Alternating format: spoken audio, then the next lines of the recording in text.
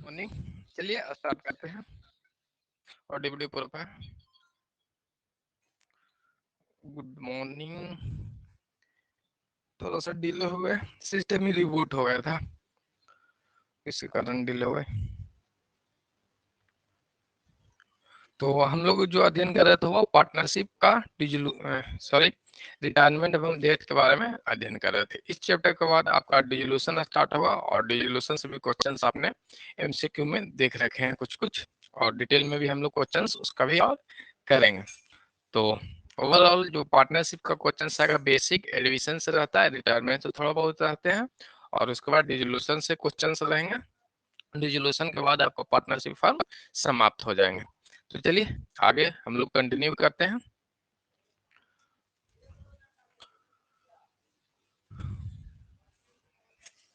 आज का जो टॉपिक है वो रिटायरमेंट है। रिटायरमेंट के बाद जो है वो टॉपिक डेथ पढ़ेंगे, पार्टनरशिप डेथ के बारे में देखेंगे। तो पार्टनरशिप डेथ करने के बाद आपकी जो चैप्टर है वो पार्टनरशिप समाप्त हो जाएगी। और डेथ में आपको कुछ है नहीं, खाली डेट निकालना रहेगा। आपको पहले ही हमने बता रखा था कि जब डेट होती है और डेट से पहले जो अकाउंटिंग ईयर था, क्या था, अकाउंटिंग ईयर आपका था, उस डेट के बीच में हम लोग को क्या निकालना रहेगा, प्रॉफिट निकालना रहेगा। तो प्रॉफिट निकालने के लिए हम लोगों ने रिटायरमेंट में भी देख रखा था। तो रिटायरमेंट का जो दो अवस्था होती है, एक तो रिटायरमेंट अकाउंटिंग ईयर जब आपका इंड होता है उसी समय हो जाता है। सेकंड रिटायरमेंट कब होती है, या आपको ऐच्छिक होती है कि हम अकाउंटिंग ईयर ना समाप्त होने के समय पे ना रिटायरमेंट लेके कभी अनदर डेट में लेते हैं। तो यही अवधि है, यानी अकाउंटिंग ईयर से बाद की जो अवधि को हम लोगों ने कैलकुलेशन करने के लिए सीखा, वहीं आपको डेट में। तो डेट में आपको ज्यादा बहुत आपको पढ़ना नहीं है, सभी जो नियम कानून है वो यही लगेंगे, और सिर्फ आपको प्रॉफिट किस तरह से निकाला जाता है और एंट्री हम लोग को देखना है। तो ओवरऑल आप समझ गए होंगे कि आपका जो पार्टनरशिप का चैप्टर है वो समाप्त होने की कगार पे है। तो चलिए आज की क्लास हम लोग स्टार्ट करेंगे। किन्हीं का कोई क्वेरी रहेगा तो वो कमेंट कर लेंगे।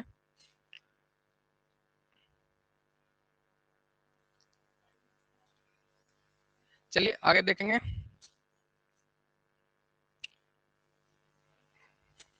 एक सेकंड।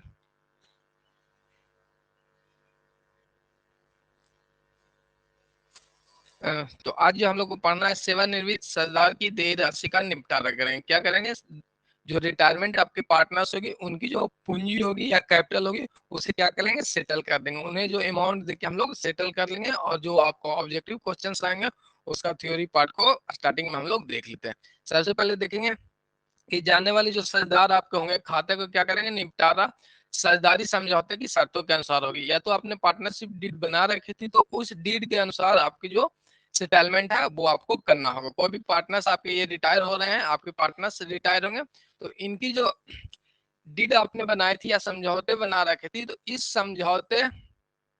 समझौते के हिसाब से आपको क्या करना है, इनका सेटलमेंट करना है। ठीक है, जैसे कि एक मुश्त राशि दे सकते हैं, या ब्याज सहित या ब्याज रहित, या आपको जो कंडीशन जो रहेगा समझौते में उसके हिसाब से करेंगे। या तो लमसम अमाउंट ने पे कर लेंगे, इंटरेस्ट सहित दे लेंगे, या इंटरेस्ट रहेगा तो देंगे या नहीं रहेगा तो नहीं देंगे। जैसे भी स्वीकृत हो विभिन्न किस्तों में भी आप कर सकते हैं। जैसे सेटलमेंट करना, तो आपको पता है कि अपने फर्म से एक बार मोटी रकम देने के बाद आपकी जो फाइनेंशियल स्थिति है उस फर्म की थोड़ा डगमगा सा जाता है। तो इसीलिए से इंस्टॉलमेंट में भी आप पे कर सकते हैं, या इनकी जो कैपिटल है उसे आप लोग लोन में भी दे सकते हैं। चलिए आगे देख लेते हैं। तो विभिन्न किस्तों द्वारा भिन्न भिन्न अंतरालों में भुगतान, या कुछ भुगतान नगद में तुरंत और कुछ किस्तों द्वारा जैसे भी स्वीकृत हो किया जाएगा। यानी जो कंडीशन आपको है वह है, आपको पार्टनरशिप जो डीड आपने बना रखी थी, एक जो समझौता पत्र बना रखे थे, यानी पार्टनरशिप डीड जिसे कहते हैं, उसमें आपने यदि कंडीशन कुछ लिख रखी है कि किस तरह से इनको निपटारा करना है, तो उनके अनुसार से हम लोग करते हैं। तो आपको पता है पार्टनरशिप में यदि समझौते में कुछ लिखा गया तो उसी के अनुसार से चलता है। अब हम लोग देखेंगे कि जब पार्टनरशिप का जो समझौता वो आपको नहीं रहे, यानी किसी साझेदारी समझौते के अभाव में क्या करना है, यानी आपने पार्टनरशिप बना लिया और क्या किया कि कोई समझौता नहीं किया, स्टार्ट कर दिया, तो जो आपको लागू होगा वो भारतीय साझेदारी अधिनियम 1932 लागू होंगे। तो इस जो 1932 आपको भारतीय साझेदारी अधिनियम है, तो इसके अनुसार से जो साझेदारों को निपटारा हम लोग करेंगे, वो किस रूप में करेंगे वो हम लोग अब देखते हैं। ये वाली पॉइंट आप लोग को आगे याद रखना है, ठीक है। ऑब्जेक्टिव में यहाँ से क्वेश्चंस आ सकते हैं। किसी भी साझेदारी समझौते के अभाव में भारतीय साझेदारी अधिनियम 1932, भारतीय साझेदारी अधिनियम 1932 की धारा 37, ध्यान रखेंगे कि भारतीय साझेदारी अधिनियम 1932 की धारा 37 लागू होगी। यानी कोई भी पार्टनरशिप का जो अमाउंट आपको क्या करना है, निपटारा करना है, तो उनके लिए आपको पार्टनरशिप एक्ट 1932 की सेक्शन 37 लागू होंगे। तो याद रखिएगा कि पूंजी निपटारा करने के लिए कौन सा सेक्शन लागू होगा, 37 भारतीय साझेदारी अधिनियम 1932 का, जो कि यह तय करता है कि जाने वाले साझेदार के पास एक विकल्प होगा। क्या है, जो भी पार्टनर्स रिटायर हो रहे हैं या उनकी रिटायर हो रहे हैं, तो उनके पास जो पार्टनर्स निकल के जाएंगे उनके पास क्या ऑप्शन हो सकता है, जिसके अनुसार वह या तो, यानी यहाँ पे ऑप्शन का मतलब दो ऑप्शन इनके पास है, या तो उन्हें 6% प्रतिवर्ष की दर से भुगतान तिथि तक, जो जब तक आपने रिटायरमेंट ले लिया, मान लिया कि आपने जून में रिटायरमेंट लिए हैं और आप 2022 में, ठीक है, और आपको जो सेटलमेंट हो रहा है 2023 में हो रहा है, यानी जून 2023 में हो रहा है, तो इस अवधि के बीच में कितना मंथ हो गया, यानी 12 मंथ लगभग हो जाता है। तो 12 मंथ पे आप या तो 6% की दर से क्या करेंगे, इंटरेस्ट आपको मिल जाएगा, 6% की दर से भुगतान की जाएगी। यानी जो भी अमाउंट आपने कंपनी में छोड़ रखा था और जिस दिन आपने रिटायरमेंट हुआ था, मान लेते हैं कि इस दिन आपको 100 करोड़ का पूंजी आपके पास था, आपके अकाउंट में आपका जो पार्टनरशिप था 100 करोड़ आपने रखा, 100 करोड़ ज्यादा हो जाएगा, 1 करोड़ नहीं रखते हैं, ठीक है। तो यहाँ से आपकी रिटायरमेंट का डेट कितना है, 2023 में, 2022 में रिटायरमेंट किया और सेटल आप 23 में हो रहे हो। तो इस जो बीच की जो अवधि है, इस बीच की अवधि का आप या तो 6% के हिसाब से आप ब्याज प्राप्त कर सकते हैं, ठीक है, या इस प्रकार के लाभ का भाग जो अपनी पूंजी से उपार्जित किया है। आपके पास दो ऑप्शन है, या तो 6% की रेट से आप ब्याज ले लेंगे, या तो जो अवधि में क्या है आपकी कैपिटल के हिसाब से जो अवधि में क्या है प्रॉफिट हो रखा था, क्या हो रखा था, यहाँ पे देखेंगे साइड में,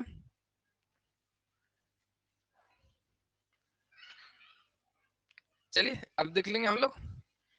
यहाँ पे दो ऑप्शन है, या तो 6% की रेट से आप लोग क्या कर लेंगे, इंटरेस्ट ले लेंगे, या क्या करेंगे, आप जो प्रॉफिट हुआ फर्म में अभी तक, यानी आपके रिटायरमेंट के बाद प्रॉफिट प्रॉफिट हुआ है, जो प्रॉफिट हुआ है उसका आप कैपिटल के हिसाब से हिस्सा ले पाएंगे। तो यहाँ पे वही लिखा हुआ है कि लाभ का भाग जो अपनी पूंजी के उपार्जन किया है, यानी पूंजी अनुपात पे आधारित होगा। तो ये वाली पॉइंट आपको याद रखना है कि 6% के हिसाब से आपको ब्याज मिल जाएगा, या तो आपकी जो पूंजी है उस हिसाब से जो प्रॉफिट हुआ था, जैसे 2022 और 23 के बीच में आपने जो प्रॉफिट कर रखी थी, इस प्रॉफिट के इस प्रॉफिट में आप किस रेट से, एक तो आप इंटरेस्ट ले 6%, एक ऑप्शन है आपको परसेंटेज के हिसाब से बेनिफिट लग रहा है तो परसेंटेज ले लें, या आपके पास लग रहा है कि कैपिटल के हिसाब से हम लोग उस प्रॉफिट में से जो प्रॉफिट हुआ इस दौरान, इसमें जो प्रॉफिट हुआ 22-23 के दौरान, तो इस प्रॉफिट को कैपिटल रेशियो में आप ले सकते हैं। तो ये जो कंपनी है, सॉरी, पार्टनरशिप एक्ट 1932 सेक्शन 37, याद रखिएगा, पार्टनरशिप एक्ट 1932 सेक्शन 37 के अंतर्गत आपको यह प्रावधान दिया गया है कि 6% की दर से आप तो ब्याज पा सकते हैं, या आपको जो प्रॉफिट हुआ है उस प्रॉफिट में, यानी जो आपने रिटायरमेंट की डेट तक जो प्रॉफिट हुआ है, रिटायरमेंट से लेके आपके सेटलमेंट डेट तक, इस दौरान जो प्रॉफिट है उसको आप कैपिटल के रेशियो में भी प्राप्त कर सकते हैं। तो ये पॉइंट आपको याद रखना है, पूंजी अनुपात पे आधारित हो सकती है। चलिए, तो क्लियर है। तो ध्यान रखेंगे, जो पॉइंट आपको इसमें याद रखना है वो भारतीय साझेदारी अधिनियम 1932 की धारा 37 के अनुसार आपको 6% के हिसाब से या तो आप ब्याज पा सकते हैं, या आपकी जो प्रॉफिट हुए उस दौरान उस प्रॉफिट को कैपिटल रेशियो में आप प्राप्त कर सकते हैं। तो याद रखिएगा किस रेशियो में, कैपिटल रेशियो में प्राप्त कर सकते हैं। और किन्हीं की कोई क्वेरी है तो वो आप लोग कमेंट करेंगे। इस स्लाइड में यदि किन्हीं को क्वेरी है तो वो आप लोग पूछ लेंगे, उसके बाद आगे हम लोग चलेंगे। और कल की क्लास, उम्मीद है कि कल की क्लास क्लोज रहेगी, और आज जो शाम वाली भी क्लास है वो भी क्लोज रहेगी। आज जो शाम का क्लास है वो क्लोज रहेगी, और कल मॉर्निंग की जो क्लास है आपको वो क्लोज रहेगी। यानी कल ट्यूसडे है, वो भी क्लोज रहेगी। यदि आ जाएंगे तो आपको अपडेट रात में ही मिल जाएगा, यदि नहीं आ पाएंगे रिटर्न तो क्लास क्लोज रहेगी। चलिए, तो किन्हीं को कोई क्वेरी नहीं तो आगे अब हम लोग चलते हैं। तो याद रखिएगा दोनों पॉइंट, ये वाली पॉइंट आपको नोट करना था, ऊपर वाली चीज आपको समझाने के लिए थी। ठीक है, आगे अब हम लोग देखते हैं।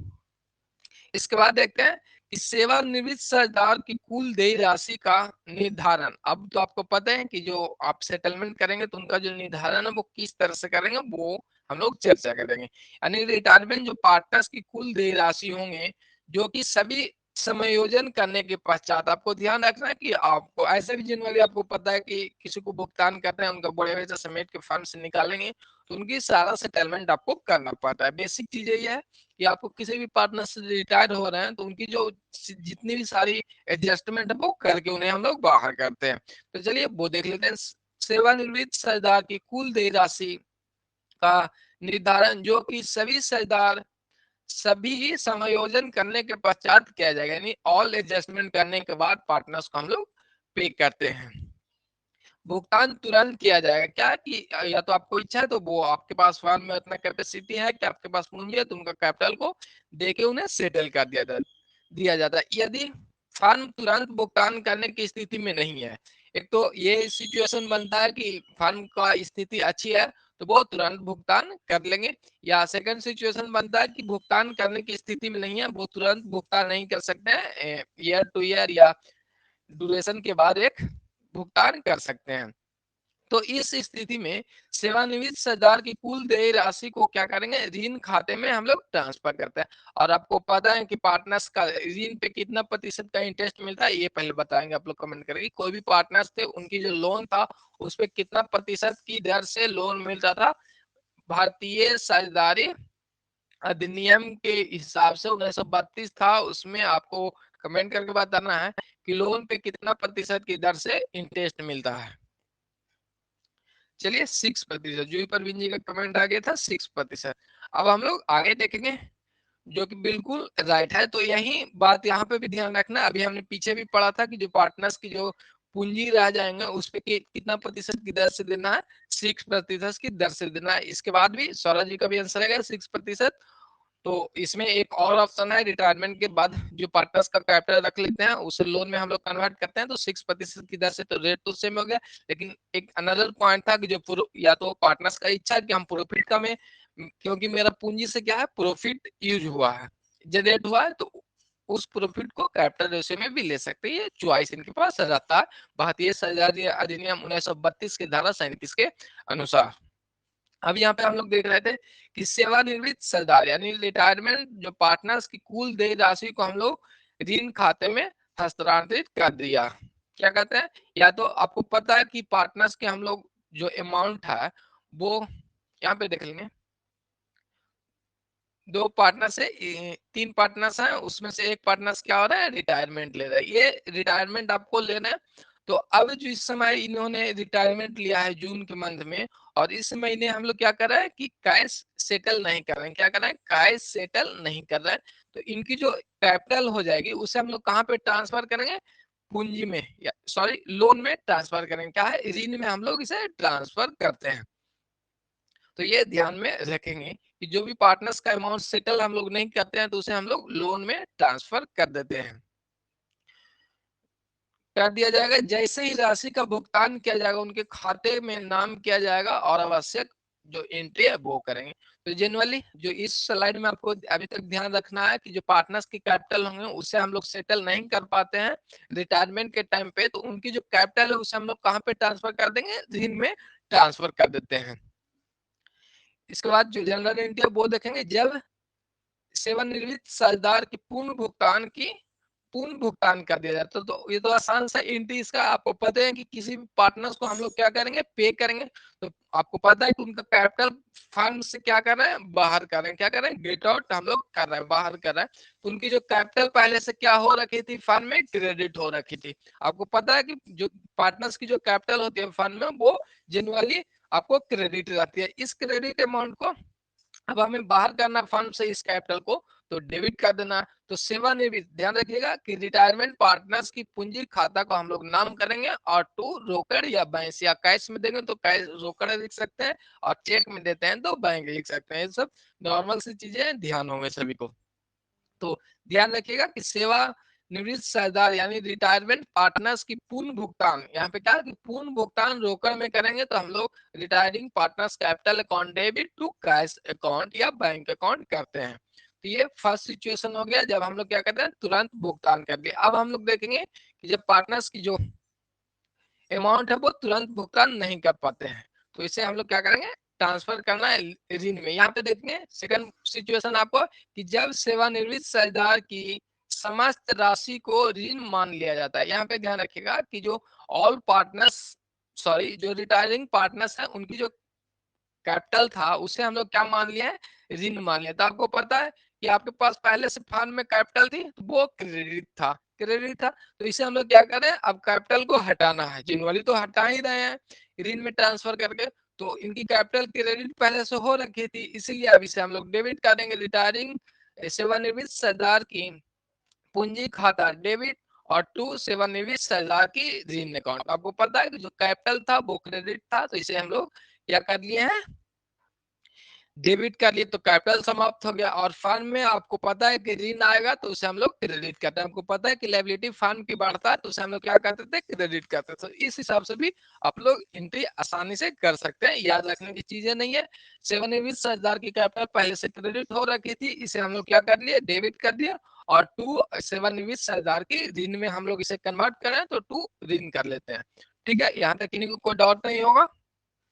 चलिए आगे देख लेते हैं। अब मेन सिचुएशन एक और कंडीशन बन पाती है कि जब जो आपके पार्टनर्स हैं उसे या तो आप फुल क्या कर दिए, पे कर दिए। सेकंड आपको सिचुएशन बनता है कि लोन में ट्रांसफर कर दिया। और थर्ड सिचुएशन ऐसा भी बनता है कि कुछ अमाउंट अभी हम रिटायरमेंट पे दे देते हैं और उसके बाद भी हम लोग कुछ लोन में रख लेते हैं। तो थर्ड वाला पॉइंट आपको यह है कि जब सेवानिवृत्त सरदार को आंशिक रूप से रोकड़ भुगतान किया जाता है, क्या आंशिक माने कुछ भाग, आंशिक रूप से कैश भुगतान किया जाता तथा शेष राशि को हम लोग ऋण माना जाता है। क्या जो शेष आपके पार्टनर्स शेष जो अमाउंट है उसकी जो राशि को हम लोग ऋण मान सकते हैं। तो दो कंडीशन, यानी फर्स्ट और सेकंड का क्या है, ये कॉम्बो है। फर्स्ट और सेकंड को मिला के थर्ड सिचुएशन बनाया, कुछ कैश में दे दिया और कुछ ऋण में रख लिया। तो इसका जो एंट्री होगा, आपको पता है कि आपको किसी भी सिचुएशन में पार्टनर्स की कैपिटल को हमें समाप्त करना है फंड से, तो इसे हम लोग डेबिट करते हैं। रिटायरिंग पार्टनर्स पूंजी पूंजी खाता नाम, और टू में लिखते हैं रोकड़ या बैंक, और सेवानिवृत्त सरदार का ऋण, यानी दोनों का कॉम्बो हो गया। ये आपको आसानी से समझ में आ गया होगा। चलिए, इन्हीं को इस स्लाइड में यदि कोई दिक्कत है तो वो आप लोग कमेंट करके पूछ लीजिएगा। जनरली जो एंट्री है वो ध्यान रख के करेंगे तो याद करने की चीजें आसानी से हो जाती है, क्योंकि पहले से कैपिटल क्रेडिट था, अब आपको क्या करना है, कैपिटल को फंड से इसे निकाल रहे हैं हम लोग, इसलिए डेबिट करते हैं। जस्ट उल्टा करने के बाद वो आपकी फंड से बाहर आ जाती है। चलिए, किन्हीं को कोई डाउट है तो वो कमेंट करके पूछेंगे इस स्लाइड में, या अभी तक जो पीछे वाली जो स्लाइड है उसमें किन्हीं को कोई पॉइंट ऐसा है कि कोई दिक्कत है तो वो पूछ लेंगे। तो एंट्री ध्यान रखिएगा, रिवीजन आप लोग करते रहिएगा। स्टडी का मतलब है कि रिवीजन। ये देखिए, किन्हीं को ऐसा एक से दो ही स्टूडेंट रहेंगे जो एक बार पढ़ने पे याद हो जाती है, लेकिन जनरली आपको इसे रिवीजन करते रहना पड़ेगा, नहीं तो पीछे से वो लैप्स हो जाते हैं, यानी भूल जाते हैं। तो भूलने वाली जो समस्या है वो बहुत बड़ी समस्या नहीं है, वो सभी के पास ये होते हैं। ठीक है, तो आगे अब हम लोग देखेंगे। नेक्स्ट पॉइंट है, जब ऋण खाते को हम लोग निपटारा किस्तों में मूल राशि के ब्याज सहित करेंगे। आपको पता है कि हम लोग निपटारे की राशि को कर रहे थे, यानी पार्टनर्स की जो कैश है उसे हम लोग क्या कर रहे हैं, सेटल कर रहे थे। तो या तो आपने कैश फुली दे दिया स्टार्टिंग में तो खत्म कहानी हो गया। यदि आपने उसे लोन में कन्वर्ट कर रखी थी तो लोन पे तो आपको 6% के हिसाब से ब्याज भी देना है, और उनकी जो कैपिटल है उससे भी हम लोग सेटल कभी ना कभी तो करेंगे ही। आपको पता ही है कि लोन में कन्वर्ट किया है, तो इस लोन को हम लोग को सेटल भी करना है। तो क्या हम लोग पढ़ रहे थे, सेटलमेंट पढ़ रहे थे रिटायरिंग पार्टनर। तो फर्स्ट पॉइंट आपका है कि ऋण पर ब्याज मिलेगा। तो ऋण पर ब्याज मिलेगा तो फर्म के लिए ब्याज क्या है, खर्चे हैं, इसीलिए डेबिट कहते हैं। ब्याज खाता डेबिट टू सेवानिवृत्त साझेदार की ऋण खाता। आपको ऐसे भी ऑब्वियसली पता है कि जो ऋण मिलेगी वो जो पार्टनर्स रिटायरिंग हो रहे हैं उनका तो अब कैपिटल बचा नहीं है, तो जो ऋण का अमाउंट है वो कहाँ ऐड होगा जाके, ऋण खाते में होगा, तो इसलिए क्रेडिट किया जाता है। ब्याज अकाउंट डेबिट और टू सेवानिवृत्त रिटायरिंग पार्टनर्स लोन अकाउंट। आसानी से समझ में आ गया। नेक्स्ट पॉइंट हम लोग देख लेते हैं। अब किस्तों में इसे क्या कर रहे हैं हम लोग, भुगतान करें। जो ब्याज मिलेगा वो ध्यान रखिएगा, वो पार्टनर्स जो रिटायरिंग पार्टनर्स हैं उनकी लोन में ऐड कर देंगे और उसके बाद उसे हम लोग सेटल करते हैं। किस्तों में यदि भुगतान करते हैं, जो ऋण अमाउंट था वो आप एक ऐसा पॉइंट आएगा कि 1 साल के बाद फुल्ली अमाउंट पे कर सकते हैं, ठीक है, या आपको लगता है कि हम 50% ही पे कर सकते हैं, तो वही सिचुएशन है कि 50 किस्तों में भुगतान करने पे रिटायरिंग पार्टनर्स सेवानिवृत्त साझेदार की ऋण खाता को आप क्या करेंगे, आपको पता है कि जो ऋण था वो पहले से क्रेडिट हो रखी थी, अब इसकी कुछ पार्ट हम लोग पे करेंगे, तो इसके ऑब्वियसली उल्टा हम लोग को करना है कि ऋण का अमाउंट घटाना है। तो सेवानिवृत्त साझेदार की ऋण अकाउंट डेबिट और टू कैश या बैंक अकाउंट, यहाँ पे ये हटा देंगे, टू कैश या बैंक अकाउंट। चलिए यहाँ तक क्लियर है, किसी को कोई डाउट नहीं होगा। किस्तों में भुगतान करना है, यानी ऋण का अमाउंट आपको फर्म भुगतान करे तो जो लायबिलिटी फर्म के लिए जो ऋण था वो कमेगा, इसलिए इसे डेबिट करते हैं, और आपकी जो फर्म से कैश जा रही है इसलिए हम लोग इसे क्रेडिट करते हैं। तो चलिए यहाँ तक क्लियर है, किसी को कोई डाउट है तो वो कमेंट करके पूछिएगा। किसी को कोई डाउट है तो वो आप लोग पूछ लेंगे, उसके बाद आगे हम लोग कंटिन्यू करेंगे। एंट्री में किसी को कोई पॉइंट ऐसा है जो न समझ में आया तो वो पूछेगा, उसके बाद आगे अब हम लोग चलेंगे। चलिए नोट कर लिए होंगे, उम्मीद है आप सभी, तो आगे अब हम लोग चलेंगे।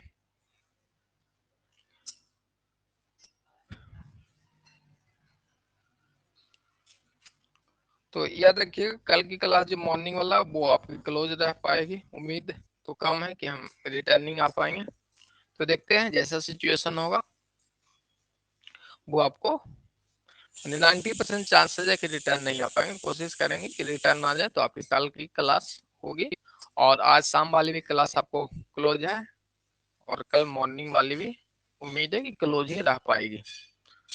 चलिए रात में अपडेट हम कर देंगे कि रिटर्न हो पाए हैं या नहीं, टेलीग्राम पे या व्हाट्सएप ग्रुप में भी जो है वो वहां पे या एप्लीकेशन पे भी नोटिफिकेशन में डाल देंगे 10 बजे रात तक।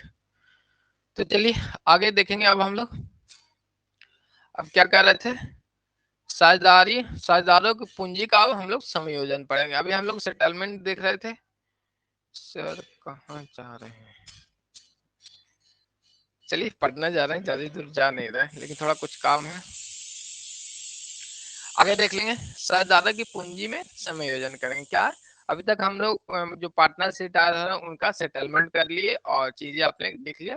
कैलकुलेशन आपको हमने करने के लिए बता दिया था, या तो जो रिटायरिंग डेट है क्या है, रिटायरिंग जो डेट था और जो अकाउंटिंग जो ईयर आपका एंड हुआ था उस डेट के बीच में प्रॉफिट किस तरह से निकालना है, एडजस्टमेंट किस तरह से निकालना है, ये हमने आपको पढ़ा रखी थी। सिर्फ आपको जो जनरल एंट्री था वो हमने अभी बताया। अब हम लोग देखते हैं जो पार्टनर्स का कैपिटल होते हैं। अब जो पार्टनर्स रिटायर हो गए हैं, यदि पार्टनर जब रिटायर हो गए हैं तो अब ऐसा भी सिचुएशन बनता है कि कोई पार्टनर चाह रहे हैं कि अब कैपिटल को क्या करना है, एडजस्ट करना है, कम बेसी कर लेना चाहिए।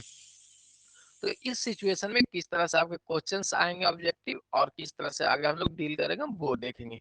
तो सबसे पहले देखेंगे कि साझेदारों की सेवानिवृत्त या मृत्यु के समय से साझेदार पूंजी समायोजन अपने लाभ अनुपात में कर सकते हैं। ध्यान रखिएगा जो कैपिटल आपको क्वेश्चंस आएंगे वो सेटलमेंट या एडजस्टमेंट जो पार्टनर्स होंगे, ध्यान रखिएगा कब कब होंगे, रिटायरमेंट या मृत्यु के समय। जो शेष साझेदार होंगे वो कैपिटल का समायोजन किस रेशियो में करेंगे, प्रॉफिट रेशियो में करेंगे। किस रेशियो में करेंगे, प्रॉफिट रेशियो में करेंगे, लाभ अनुपात में करेंगे। ठीक, इसके बाद आगे देखेंगे यदि कुछ अन्य सूचना ना हो, आपको देखना है कि कुछ अन्य सूचना ही आपके लिए पार्टनरशिप में इंपॉर्टेंट है, यानी पार्टनरशिप एक्ट लागू होते हैं। ठीक है, यदि कुछ अन्य सूचना ना हो तो शेष साझेदारों के शेष का योग, देखिए शेष साझेदार के शेष का योग नई फर्म की कुल पूंजी होगी, यानी जो शेष साझेदार हैं शेष शेयरदार की शेष योग नई फर्म की पूंजी होगी। यदि आपको एडजस्टमेंट के बारे में कुछ नहीं कहा गया, जैसे यहाँ पे एक सेकेंड थोड़ा सा एडजस्ट कर लेते हैं, चलिए विजुअल है।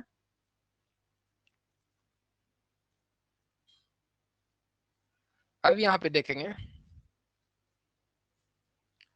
आपके पास 3 पार्टनर थे, फर्म में कितने पार्टनर्स हैं आपके? 3 पार्टनर्स हैं। 3 पार्टनर्स मुस्कुराते खेलते ये अपने फर्म को चला रहे थे, लेकिन ये छोटे वाले जो पार्टनर्स हैं उन्हें क्या कर दिया हम लोगों ने? रिटायरमेंट दे दिए, इनका एडजस्टमेंट कर लिए। अब रिटायरमेंट का हो गया तो आपके पास सिचुएशन बनता है कि आप अपनी कैपिटल को एडजस्ट कर सकते हैं। क्या कर सकते हैं? एडजस्ट कर सकते हैं।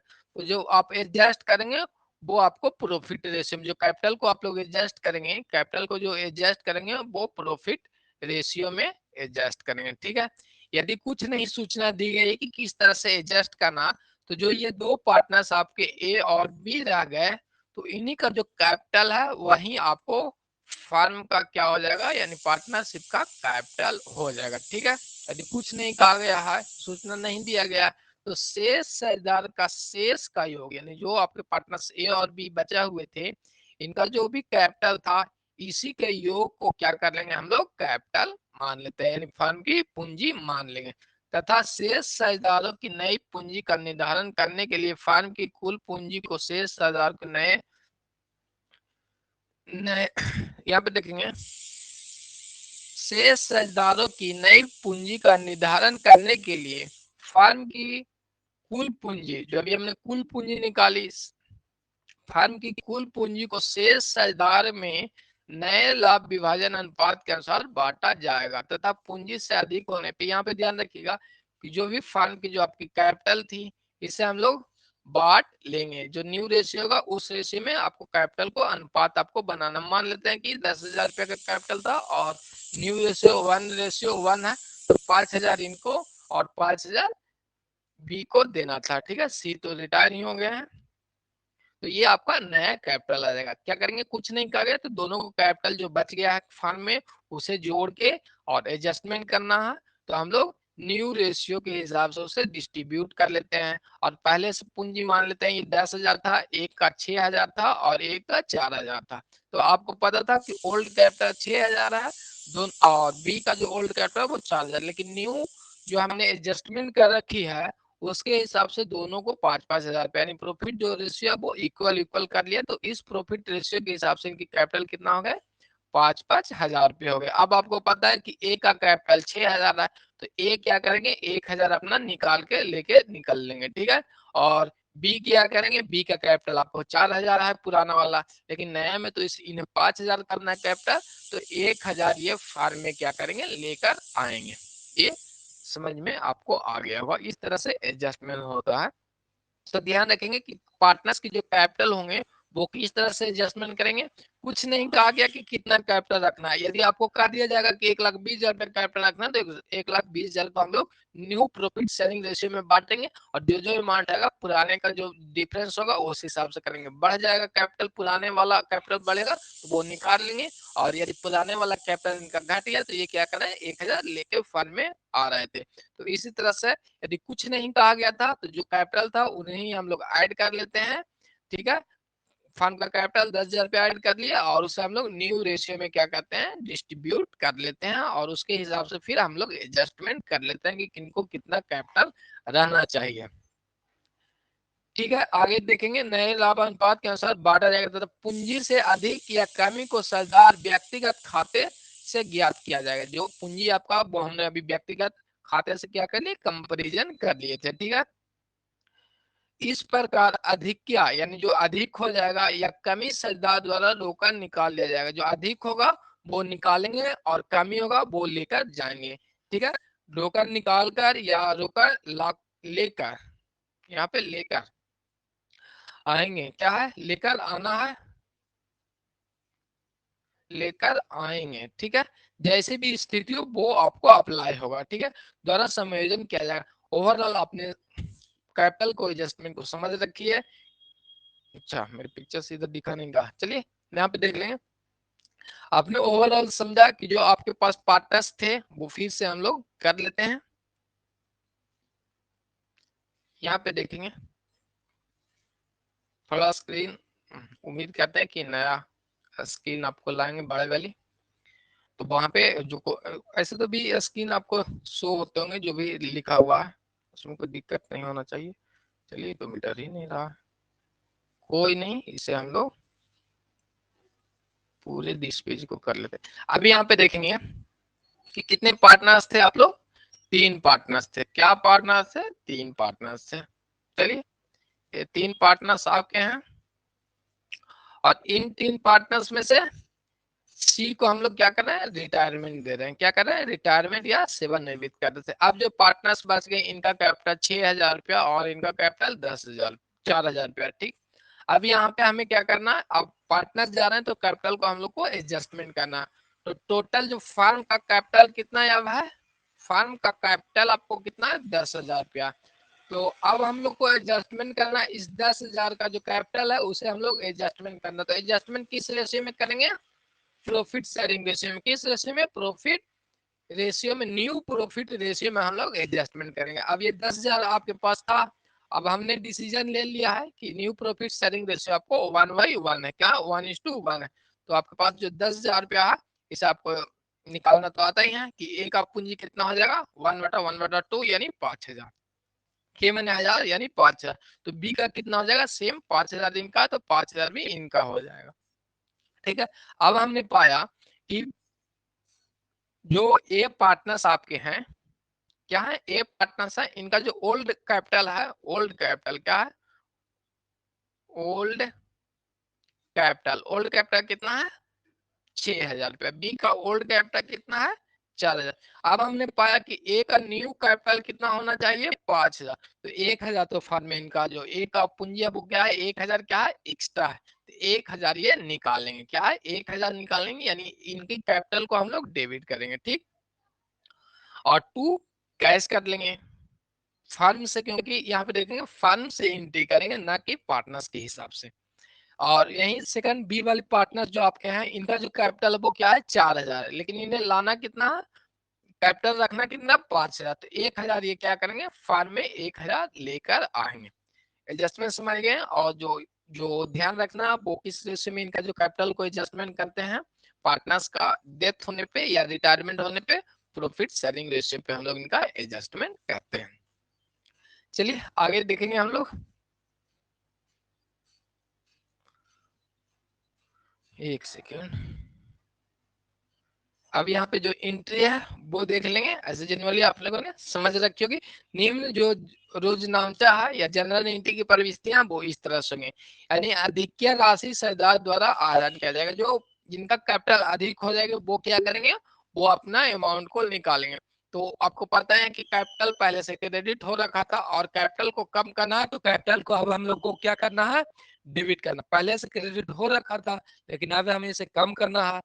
तो इससे हम लोग क्या करेंगे, सरदार का पूंजी खाता नाम और 2 कैश या बैंक।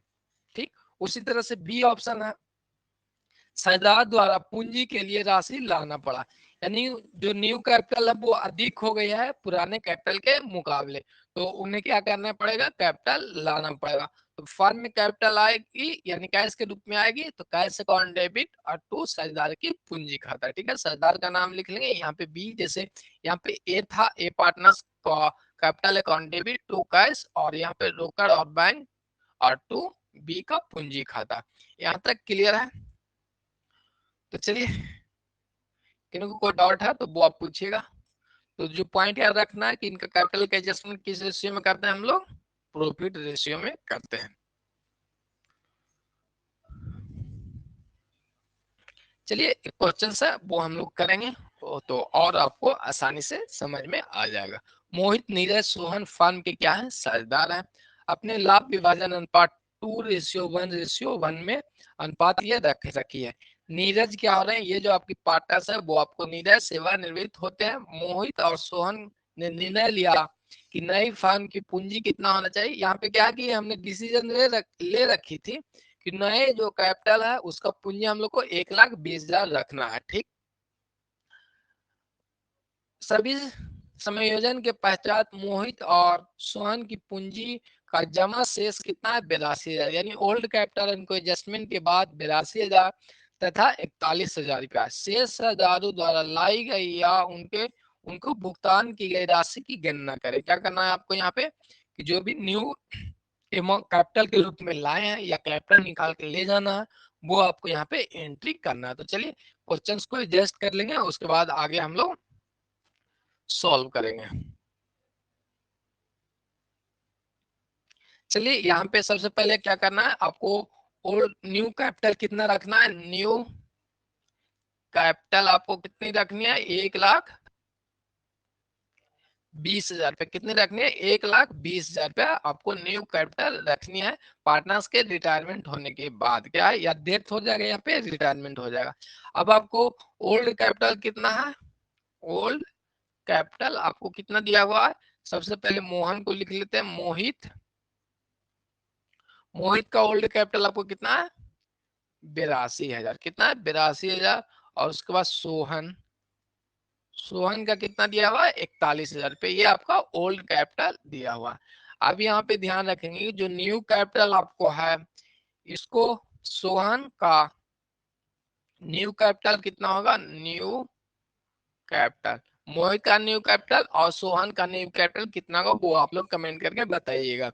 जल्दी से आप लोग कमेंट करेंगे कि मोहित का कितना न्यू कैपिटल और सोहन का न्यू कैपिटल कितना होगा। जल्दी से आप लोग सॉल्व करके बताएंगे किस रेशियो में जो न्यू कैपिटल का आपको बताया गया कि जो न्यू फार्म आपको बना उसका पूंजी कितना 1,20,000 होना चाहिए था। ठीक है, कितना होना चाहिए 1,20,000। अब आपको पता है कि इस पूंजी को हम लोग किस रेशियो में बांटेंगे, न्यू प्रॉफिट रेशियो में। क्या है, न्यू प्रॉफिट रेशियो में बांटेंगे। तो न्यू प्रॉफिट रेशियो कैसे निकलेगा वो आप लोग भी सबसे पहले ये बता दीजिए कि न्यू प्रॉफिट रेशियो कितना हुआ, न्यू प्रॉफिट रेशियो। तो आपको पता है कि ओल्ड रेशियो कितना दिया हुआ है 2:1:1 दिया हुआ है। और जो आपके पास नीरज जो बीच वाले जो ये पार्टनर्स हैं वो क्या हो रहे हैं, रिटायर हो रहे हैं। क्या हो रहे हैं, रिटायर हो रहे हैं। तो न्यू जो प्रॉफिट निकालने के लिए हम लोग क्या करते हैं, जो रिटायर होंगे उनकी अमाउंट को हम लोग हटा देते हैं, तो जो शेष बच जाएगा वहीं आपको न्यू रेशियो हो जाता है। 2:1 हो गया, क्या हो गया 2:1 न्यू रेशियो है, ये हमने आपको बता रखा था। चलिए ध्यान रखिएगा। सौरभ जी का कमेंट आ गया था 2:1, बिल्कुल राइट। तो अब हम लोग को इनकी जो कैपिटल है वो हम लोग अब आसानी से बांट पाएंगे, न्यू रेशियो आप बांट पाएंगे। तो सबसे पहले किनका हम लोग निकालेंगे, मोहित का निकालेंगे। तो मोहित का रेशियो कितना है 2 है, तो 2 लिख लेंगे। नीचे में कितना आ जाएगा, दोनों को जोड़ के आएगा 2 1 3। अब इसे हम लोग सॉल्व कर लेंगे। मोहित का न्यू कैपिटल निकाल रहे थे तो 40 का 20 से यानी 40,000 यानी 80,000 रुपये यहाँ पे आ जाएगा। तो न्यू कैपिटल इनका कितना हो गया, न्यू कैपिटल हो गया आपका 80,000, इनका न्यू कैपिटल हो गया। अब हम लोग जो निकालेंगे वो सोहन का जो कैपिटल कितना होना चाहिए 1,20,000 में से इनका न्यू प्रॉफिट रेशियो कितना 1/3 यानी इनका 40,000 आ जाएगा। सॉल्व कर लेंगे, यहाँ पे काटेंगे से तो 40,000 आएगा। चलिए यहाँ तक किसी को कोई दिक्कत नहीं।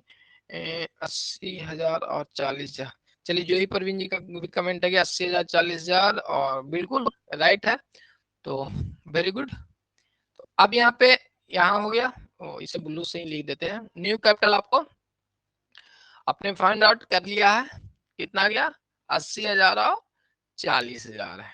तो अब आपको बताना है मोहित क्या करेंगे, मोहित निकालेंगे। क्या है, मोहित कितना निकालेंगे, क्योंकि कैपिटल रखना है कितना 80,000, हमने फंड में लगा कितना रखा है 82,000, तो 2,000 रुपये ये अपना निकाल लेंगे। और सोहन को देखेंगे कैपिटल रखना कितना है 40,000, लेकिन इनका कैपिटल फर्म में अभी है कितना 41,000 है, तो 1,000 रुपये ये भी निकाल लेंगे। चलिए यहाँ तक क्लियर है, ओके क्लियर है। अब हम लोग आगे चलते हैं, इसका एंट्री यहाँ पे देखना तो वो भी हम लोग कर लेंगे। इसको एडजस्ट कर लेते हैं, उम्मीद है आप लोग नोट कर लिए होंगे। तो आपको पता है कि कैपिटल को निकालना है तो कैपिटल को क्या करेंगे डेबिट कर लेंगे। मोहित पूंजी खाता, क्या है मोहित पूंजी खाता नाम, कितना से इनका मोहित का 2,000 रुपये इनको निकालना, 2,000 रुपया। और टू में सोहन भी निकाल रहे हैं, तो सोहन को भी हम लोग यहाँ पे सोहन का पूंजी को भी क्या करेंगे, डेबिट करेंगे। सोहन पूंजी खाता नाम कितना से हो जाएगा इनका, 1000 रुपया से। चलिए किसी को कोई डाउट रहेगा तो वो पूछ लीजिएगा। टू में क्या हो जाएगा, टू या से करते हैं, हिंदी में लिखते हैं तो टू में हो जाएगा कैश, कैश में देंगे तो कैश, तो छोटा सा अमाउंट है तो कैश में ही दे देते हैं, ठीक है। तो ये आपका एंट्री हो गया।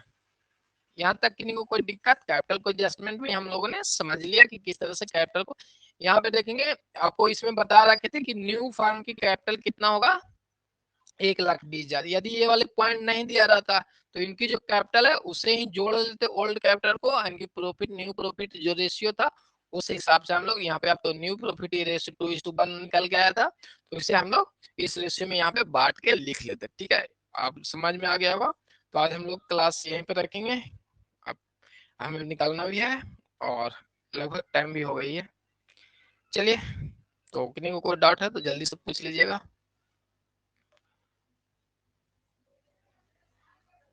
ठीक है, जल्दी से आप लोग कमेंट करेंगे। कल जो पार्टनर्स का जो डेट था वो हम लोग आपको समाप्त कर देंगे। यहाँ पे आपको था,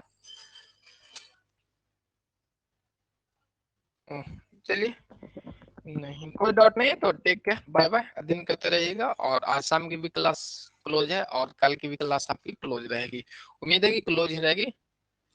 चलिए ठीक है, टेक केयर, बाय बाय।